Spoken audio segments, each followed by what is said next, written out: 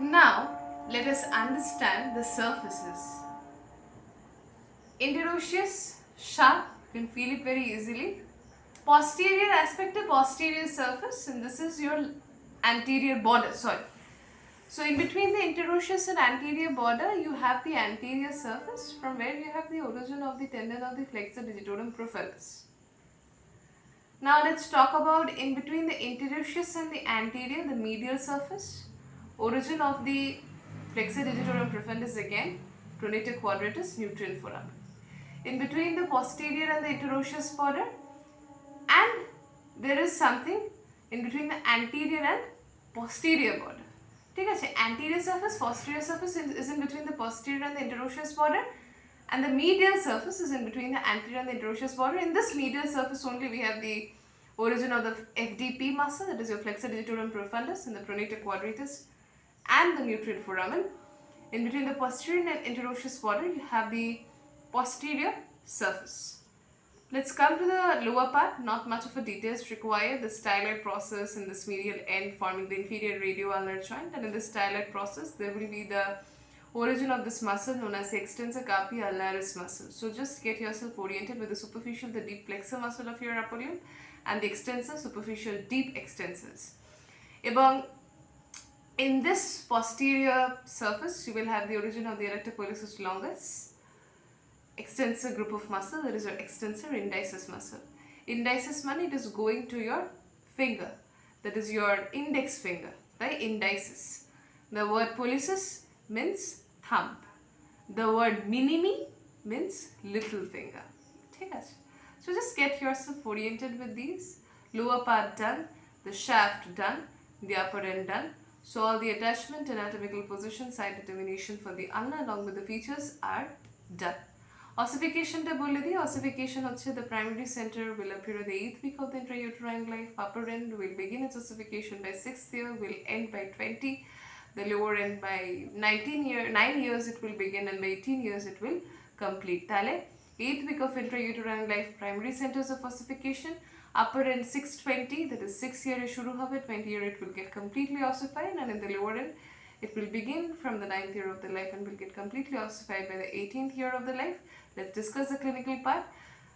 With the humerus only, we had seen the triangle formed by the olecranon process. The lateral medial epicondyle of the humerus will get dislocated, protrusion in the lower part of the elbow joint আমরা দেখতে পাবো. That is the fracture part, and upper 1/3, lower 1/3. This kind of fracture name is a Galeazzi fracture and the Montiago fracture. These fractures are not very commonly asked, but still, just to know the applied part, these are the two kind of fracture with this one fracture which I have stated. That's your clinical part of the ulna. What is important for the ulna bone is so many insertion taking place, origin of the extensor flexor muscles. So if you don't get yourself oriented with this particular bone, then it's going to be a little difficult.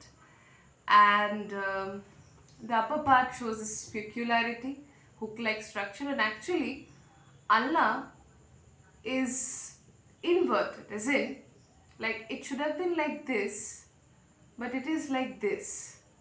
Okay, that is lower part is this one which should have been below is above, and this one which should have been above is below. So when you read something called the law of ossification and this growth part, you will read that ulna is again a peculiar type of bone with the upper and the lower end mismatched. So just refer to your general anatomy book, whichever book you follow, to know about this particular topic in details. So that is about ulna. Please do revise it. Tomorrow will be the last bone of your upper limb, your supex, that is going to be your articulated hand. And I have already stated 3 bones in your entire osteology is very difficult, which is articulated hand, articulated foot, which we will read when we read infex, and then finally the very irregular and the dangerous bone in the viva table is your hip bone. So these 3 bones, when I teach it, the session will be a little long, and I definitely expect you to watch these bones, especially the articulated hand and articulated foot, after you complete the entire bone of the supex. You read articulated hand because that is going to have all the insertions. There are so many muscles, so many ligaments, the joint are being formed. So that's not very easy again. Similar with the articulated foot. So do not read articulated hand first. It might seem that okay, only the shape and ossification would do, but no. Actually, they start asking the muscle and the ligamental attachment in the bivertebral, of course.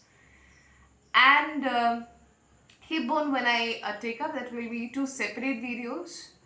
In one video where I only continuously discuss about the various processes. There are so many processes in the hip bones. It's an irregular type of bone like scapula, and the features of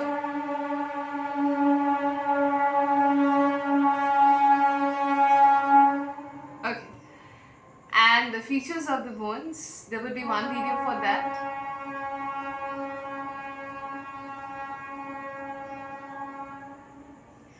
And there would be another video entirely solely related to the fascias and the muscle attachments. So that would be for the hip bone.